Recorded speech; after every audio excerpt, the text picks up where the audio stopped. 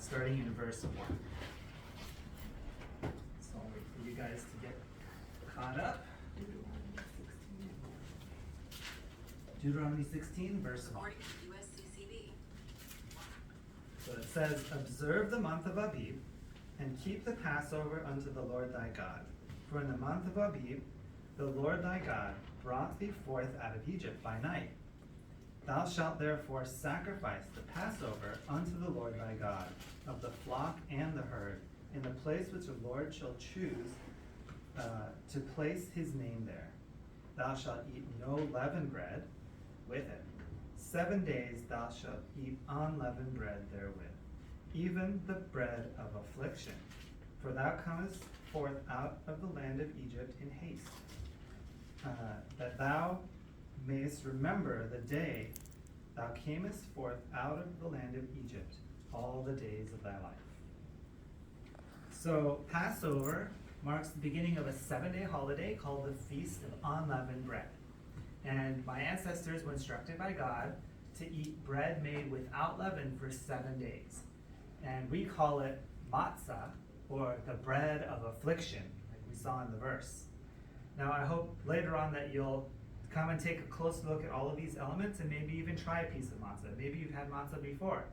You'll probably say, Emmanuel, what's the big deal? Matzah, it's just like saltines without the salt. But believe me, if you ate matzah for a whole week, you would call it the bread of affliction too. But why no leaven? Well, in my ancestors' haste to leave Egypt, we had to take our bread with us before it had a chance to rise.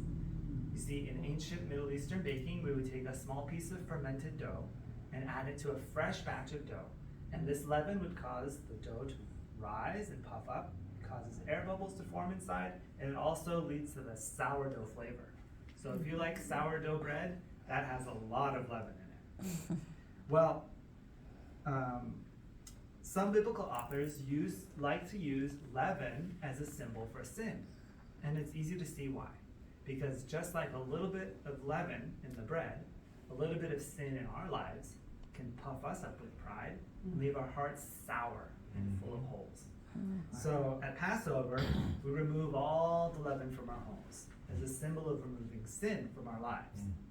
So the tradition goes that the woman of the house will go through all the house and get rid of everything, all the Wonder Bread, anything that's leaven or puffed up, and throws it all away, because when we celebrate Passover and we're not supposed to be eating leaven, you'll wake up in the morning and you'll start making your peanut butter sandwich and start eating it and say, oh, I forgot, I'm not supposed to be eating leaven.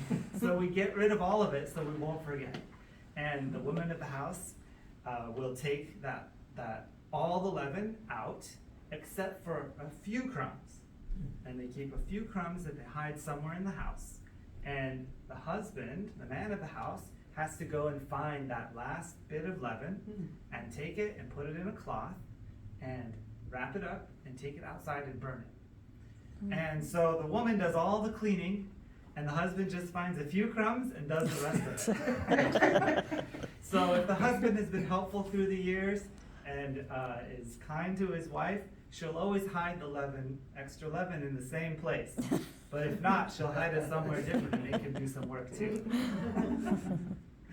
So, the Apostle Paul understood this very ceremony, and when he wrote to the church in Corinth, and we can find that in 1 Corinthians chapter 5, verse 7, where it says, let's see, where does it say that? It's 1 Corinthians chapter 5, verse 7. Oops.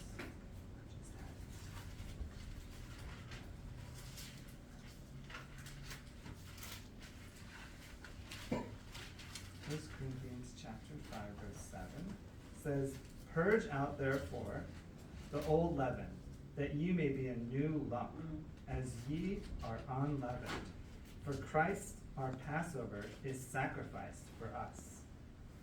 So, if you hadn't been celebrating Passover all your life, you wouldn't know what he's talking about. What does he mean Christ is our Passover is sacrificed for us? But he understood that the leaven is what we need to get rid of in our lives